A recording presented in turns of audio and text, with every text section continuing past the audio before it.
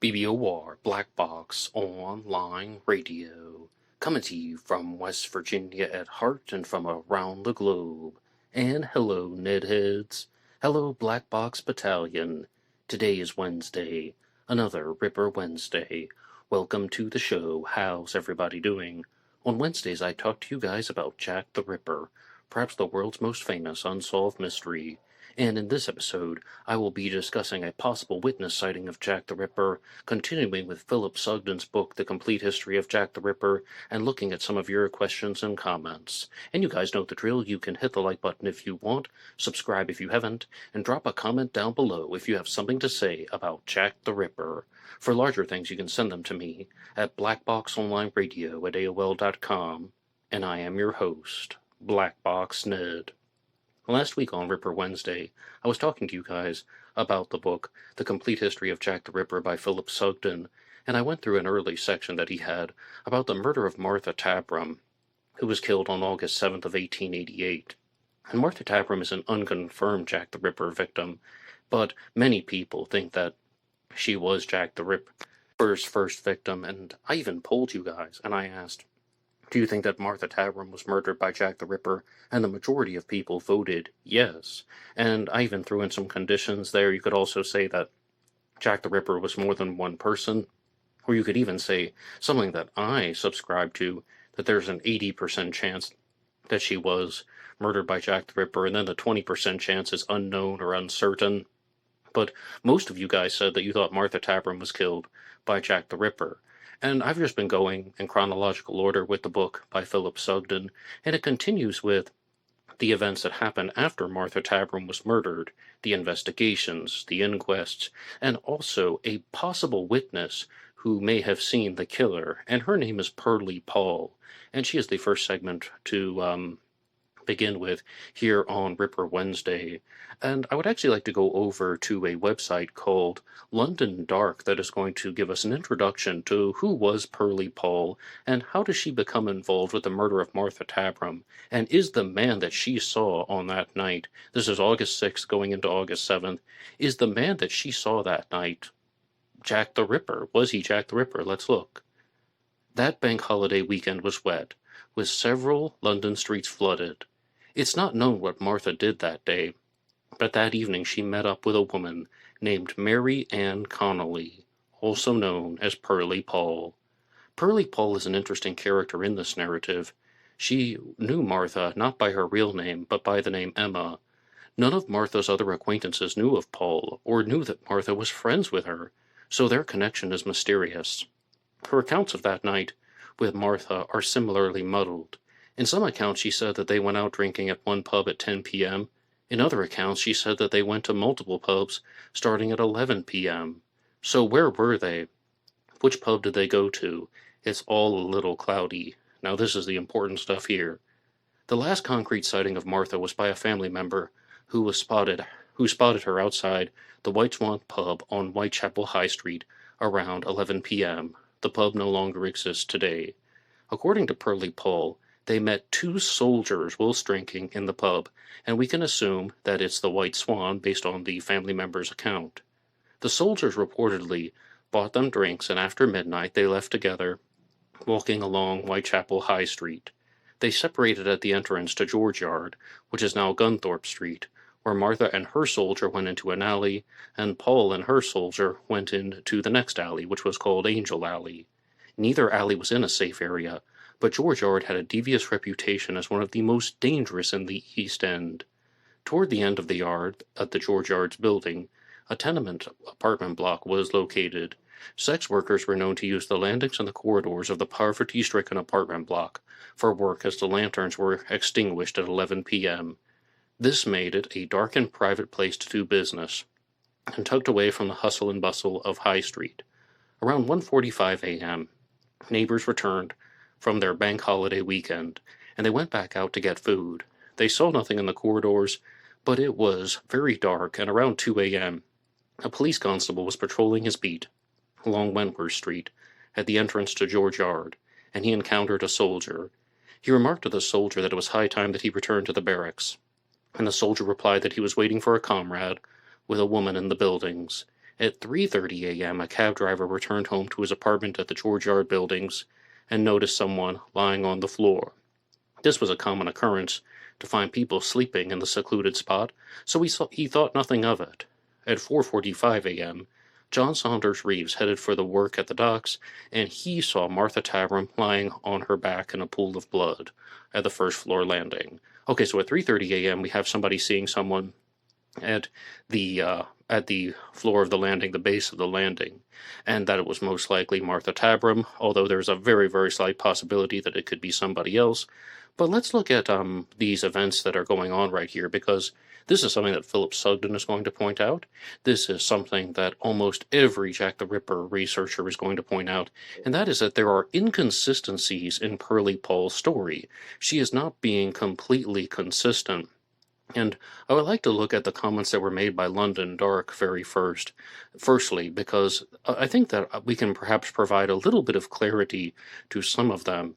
Now, I want to try and dispel some rumors that might be going around, or just some suspicions that people would have, because some people might be looking at this when they're saying that Martha Tabram was not friends or with anyone who was also friends with Pearly Poll. It was a mystery as to how these two knew each other. And does that mean that Pearly Poll was involved in her murder in some way? I would have to say insufficient information based on that alone. Did Pearly Poll set her up to be murdered? Insufficient information immediately, just because of that. But there's a more important one that I would like to draw attention to, and that is the fact that Martha Tabram went by the name Emma, and that's how Pearly Poll knew her.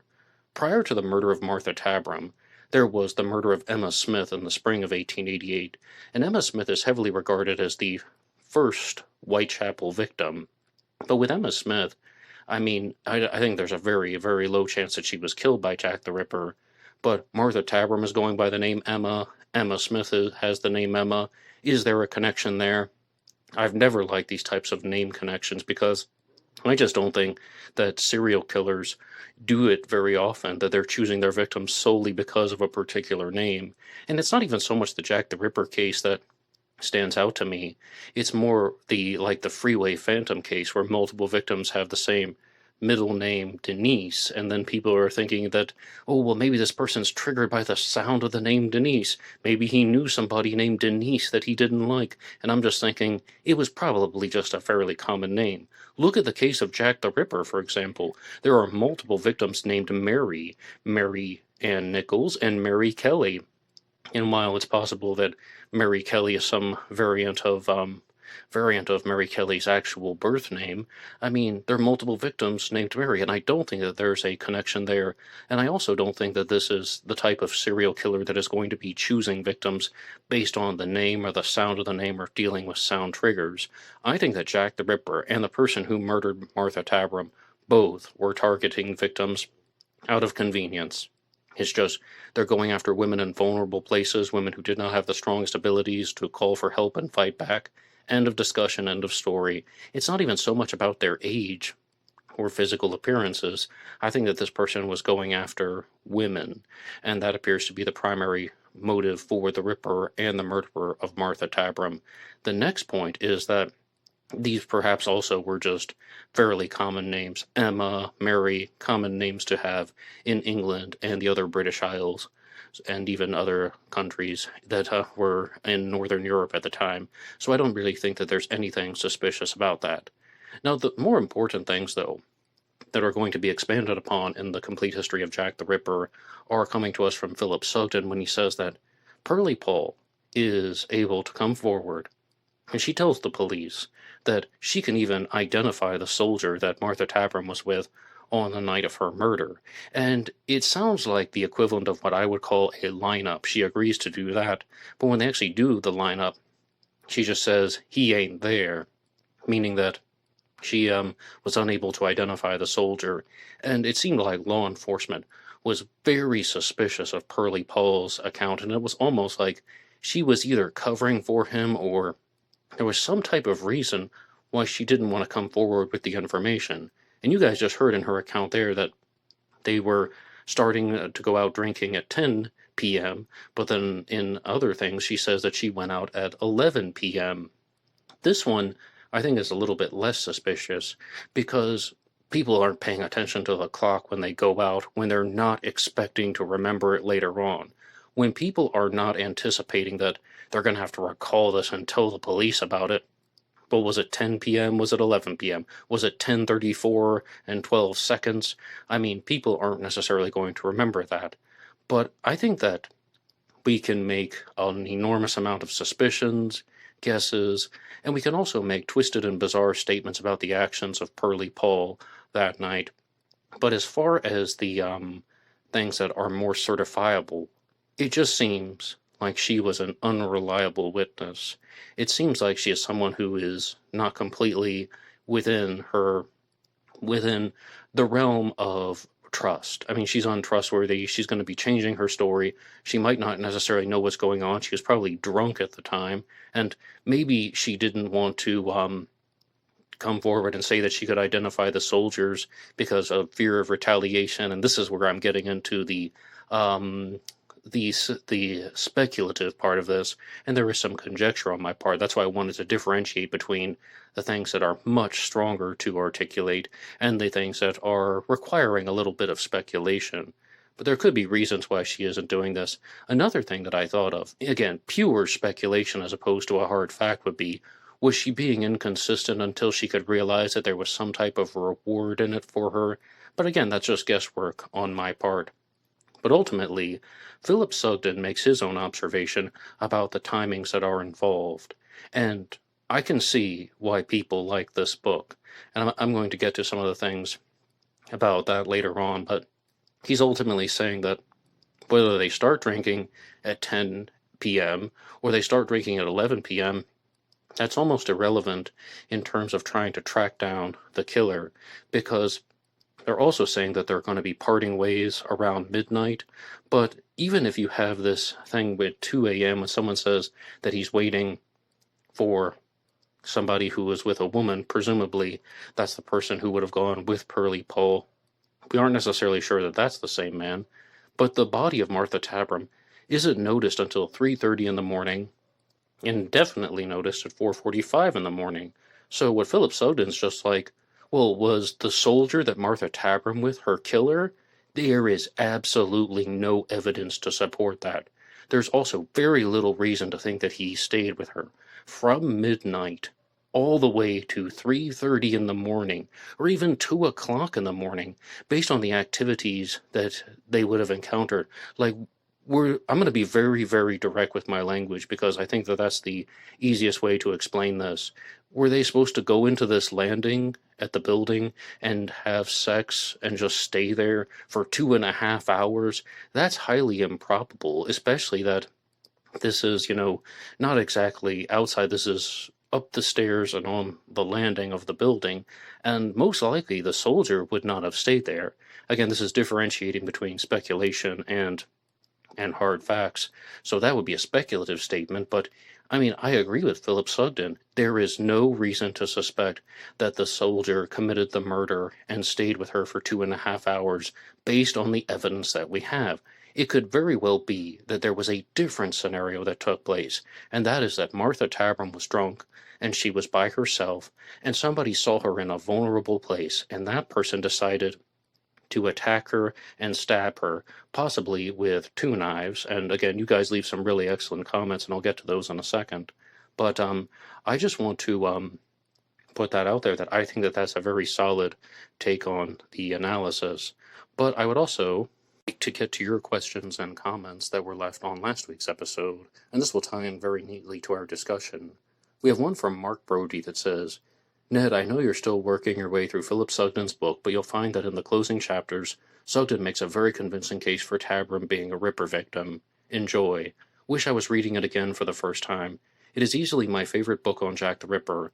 When the book came out, I wrote a letter to Philip Sugden, which he kindly answered.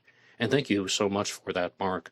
And I can see why people like this book. A lot of people talked about it in the comments section, The Complete History of Jack the Ripper by Philip Sugden.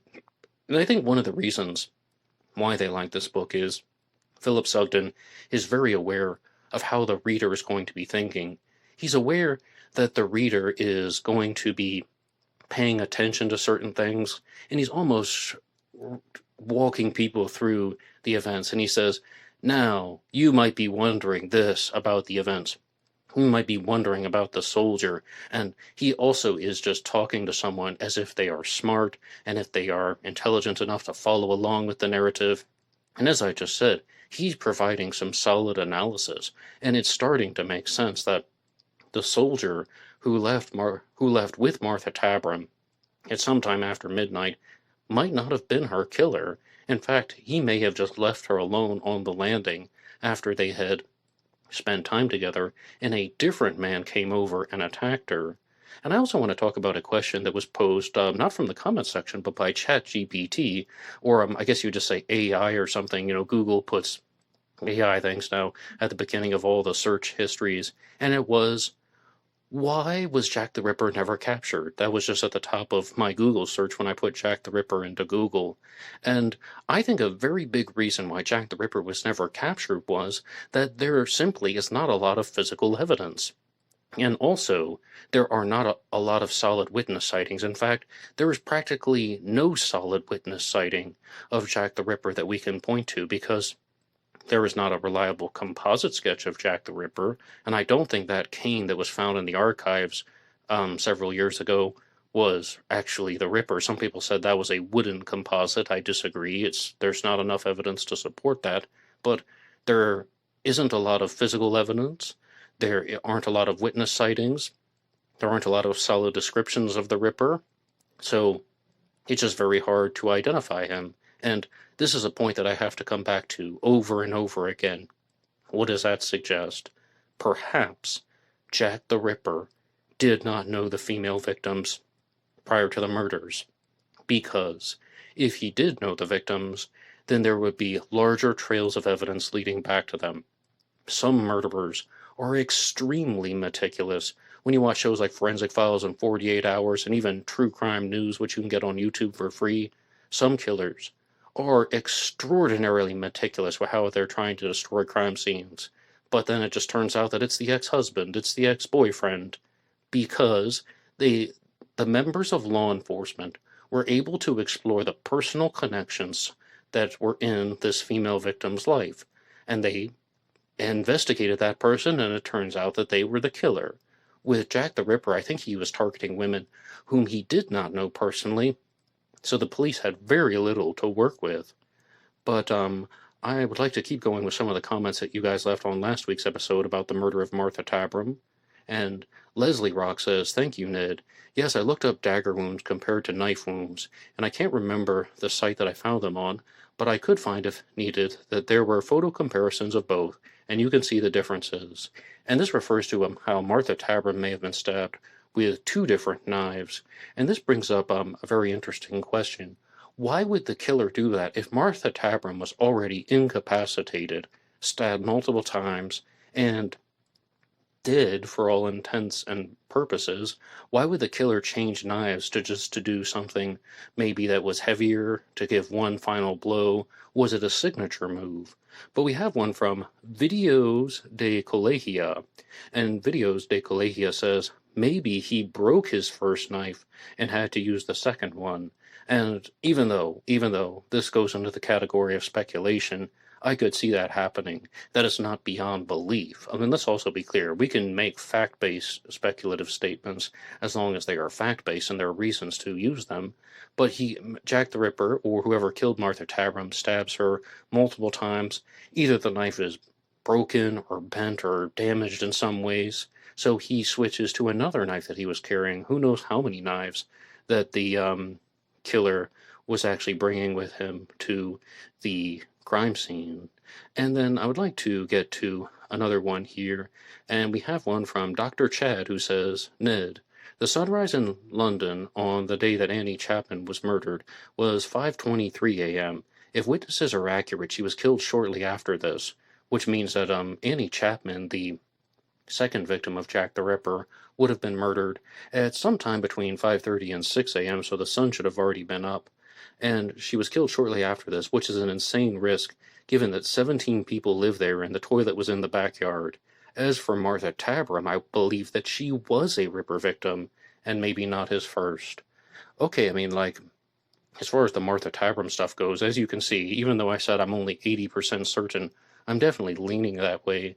And, I mean, last week I said that one of the commonalities that Martha Tabram's murder has with the other Ripper crimes is that they all occurred in the early AM hours after dark, but Dr. Chad does provide the challenge that the sun would have already risen by the time that Annie Chapman was murdered, to the best of our knowledge, especially if the Albert Kadash witness account is accurate, where he didn't see this, but when he walked out into his yard at approximately 5:30 or even 5:32 a.m., he heard someone being pushed against a fence and the word no being uttered. So if that is accurate, that means Annie Chapman would have been murdered after sunrise. Probably not completely bright out, but still, that's not in the pure darkness. So I will accept the correction that not all of them were killed in the dark, but we still have a killer that is operating in the early AM hours. And I told you guys I'm trying to make Ripper Wednesdays more dynamic. As you heard, I'm going through the book, The Complete History of Jack the Ripper, very slowly. I'm a very slow reader, and I also read multiple books at the same time. That's why it's very difficult for me to finish any of these. But another book that I've been discussing is The Autobiography of Jack the Ripper by James Carnac. And it's a book that has about 4 introductory paragraphs before you get to chapter 1. And this is a book that truly surprised me as a relative newcomer to the Ripper case, comparatively speaking. Some of you guys have followed Jack the Ripper since before I was born. I was born in 1988, actually, 100 years after the Autumn of Terror. Lucky me. Sarcasm. But as far as this book, The Autobiography of James Carnac, it surprised me because I thought it was going to be a pure novel. But then it turned out to be one that could have possibly been written by the killer. And please, I'm going to be very, very blunt. I'm going to approach this with an open mind, but still be blunt all the same. I got to chapter 1, and I'm reading this book that was written perhaps in the 1920s or maybe even 1930 of somebody who was telling the story of how he became Jack the Ripper, and the author's name is possibly James Willoughby Carnac. And chapter 1 talks about how he's growing up as the son of a surgeon. Already you can see that type of medical connection that starts in chapter 1. And he, by his own admission, states that he lived in a way that was very similar to the way that Bluebeard, who had this room that was at the end of a hallway, and he told his wife that no matter what she is to do, she is never to go into the room. And there's even a keychain. I'm just going to share the whole story the way that I learned it, because Bluebeard was a real person, but it's quite possible that his life story got altered because he was defamed for supporting Joan of Arc. That's some stuff that I've covered in other episodes. But Bluebeard is a man who had multiple wives in the story, and they would just pass away, and he would say that, oh, one died in an accident, one died of smallpox, and he gives his current wife a set of keys to the rooms in the house, but he says the smallest key is to the room that is at the end of the hallway, and no matter what she does, she is never allowed to enter that room. But ultimately, she ends up going in there, and she finds the corpses of all of his wives that were murdered by him. He strangled them all to death, and she can never get the markings off the key, because when she put the small key into the lock, it turned red, and she couldn't get the red, either paint or blood off. But ultimately, happy ending, some people come in to save the day. In the story that we read when I was a kid, it was actually her brothers who were able to arrive and fight off Bluebeard. But when I was reading this book, The Autobiography of Jack the Ripper by James Carnac, I was thinking, you know, growing up in this house, and there's this room that's there that his father just tells him, you're not allowed to enter it. I was thinking, that's not like the story of Bluebeard. That is the story of Bluebeard. That's fitting almost too neatly and too perfectly. Think about everything that I have said in regards to the murder of Martha Tabram. We don't know. It's just a giant mess. That's why these mysteries go unsolved for so long. We don't know what happened. So with this autobiography of Jack the Ripper, already there is a major strike against this being the truthful account of the Ripper's life. And this is only chapter 1, although, as I said, there are like four little introductory segments and forewords and explanatory notes. It took a while to get to chapter 1, but in chapter 1, there are a lot of causes to suspect that somebody was fabricating this as part of a creative project. And also, I want to let you guys know that I've been going through the book, The Poisoners Handbook.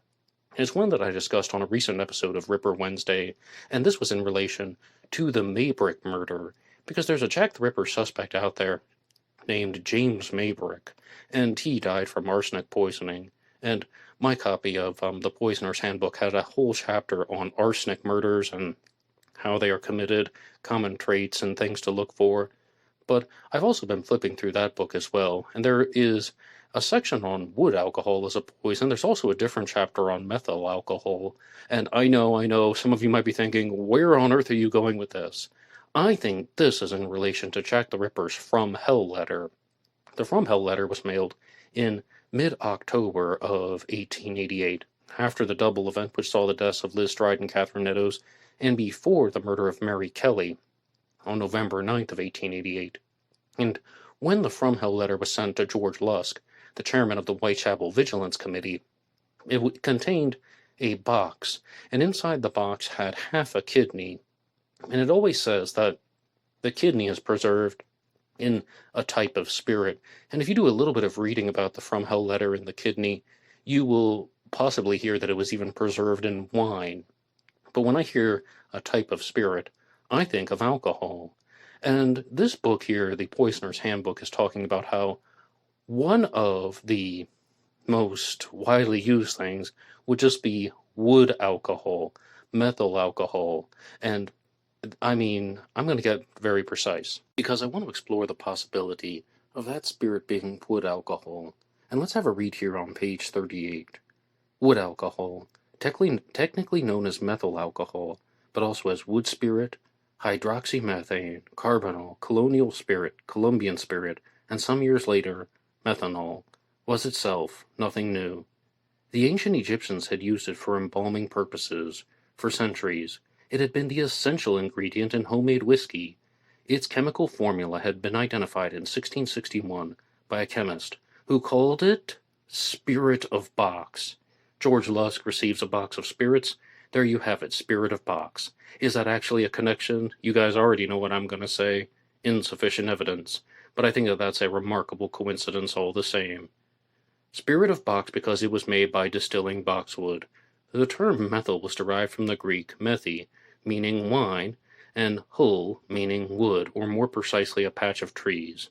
The chemical structure of wood alcohol is similar to 3 hydrogen atoms bonded to a single carbon atom in a cluster known as the methyl group, with 1 oxygen atom and 1 hydrogen atom tagging along.